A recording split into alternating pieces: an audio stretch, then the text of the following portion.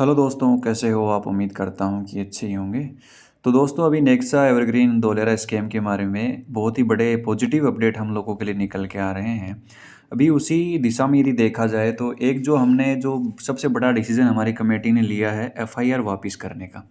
तो आज हम उस पे डिस्कस करते हैं कि जो हम एफआईआर वापस कर रहे हैं, क्या ये कदम बिल्कुल सुरक्षित है? तो दोस्तों, बिल्कुल सुरक्षित तो इस दुनिया में कुछ नहीं है यदि देखा जाए तो।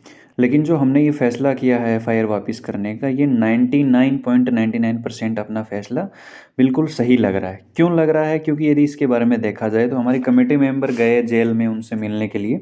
तो जब उनसे पूछा गया कि भाई अब आप हिसाब करने के लिए तैयार हो, पहले क्यों नहीं किया?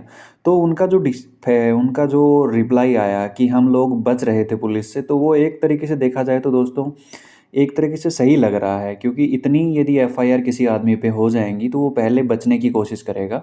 हिसाब करने की कोशिश वो उस टाइम सोच भी नहीं सकता है।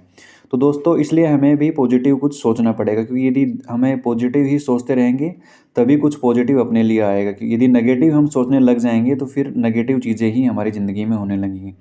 और यदि बात की जाए एफआईआर की, तो एफआईआर उठा रहे हैं, लेकिन एफआईआर कोई परमानेंट तो उठ नहीं रही है, क्लोज नहीं हो रही है। ये वो एफआईआर जिन लोगों ने एफआईआर नहीं करी है वो वापस कर सकते हैं।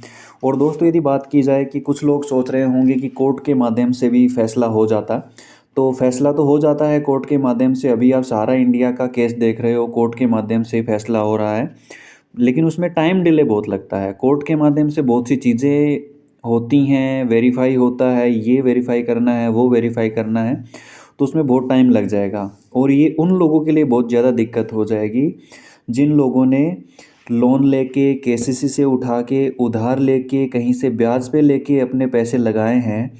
उनके लिए बहुत परेशानी की बात हो जाएगी। वो अपनी ईएमआई भी नहीं चुका पा रहे हैं, और बाकी जिनसे उधार लिए हैं उनको तो वो कहाँ से दे पाएंगे। तो जितना जल्दी ये डिसीज़न होता है, मेरे हिसाब से दोस्तों ये बहुत ही सही कदम है कमेटी का अपनी एफआईआर उठाने का। तथा जो मध्यस्थता जिन भी लोगों ने कराई है उन्होंने एकदम बिल्कुल सही सोचा है।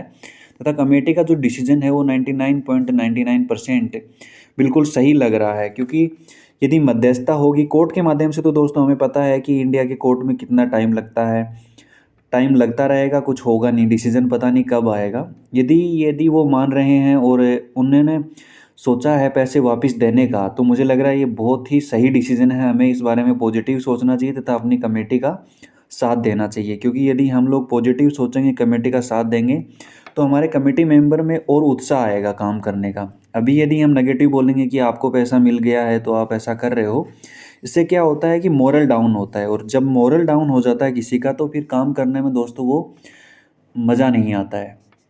और आपका क्या सोचना है इसके बारे में कमेंट करके ज़रूर बताएं। मुझे तो ये बहुत ही सही डिसीजन लग रहा है कमेटी का।